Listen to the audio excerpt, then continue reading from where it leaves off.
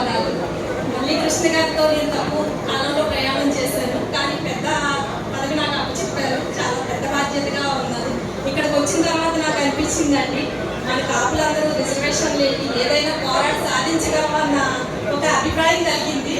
నేను అనుకున్నాను ఫస్ట్ ఇక్కడికి వచ్చేటప్పుడు, మళ్ళీ శ్రీని గారు అంటున్నారు మన కాపులంతా కలుస్తామా, ఒక మీద ఉండగలమా, ఒక ట్రాక్ మీద వెళ్తామా అని. ఇక్కడికి చూసిన తర్వాత మనం 100% మన పవన్ కళ్యాణ్ గారు నెక్స్ట్ సీఎం చేసుకుంటాం అనిపిస్తుంది.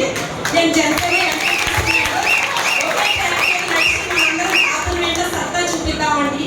మన కాపులు అంటే ఇప్పటి వరకు ఫీజు కట్టాలి, పిల్లలకి ఫీజు కట్టాలంటే వాళ్ళకి పర్సెంటేజ్ చూపిస్తాడు, అక్కడతో మళ్ళీ బాధపడతాడు ఆ పిల్లడు. నేను ఎక్కువ ఫీజు కట్టాను, వాడు తక్కువ ఫీజు, మళ్ళీ అది స్టెప్ దాటుతాడు, కాలేజ్కి వెళ్తాడు. కాలేజ్కి వెళ్ళిన తర్వాత వాడికి యాక్టివ్ చూస్తాడు, మళ్ళీ అక్కడ వేరే సీట్ తీస్తాడు, మళ్ళీ అక్కడ కూడా వాడు రాసిపోతాడు, మళ్ళీ జాబ్కి వెళ్తాడు, జాబ్ దగ్గర కూడా రాసిపోతాడు. అన్ని విధాలా రాసిపోతూనే వస్తున్నాడు మనవాడు.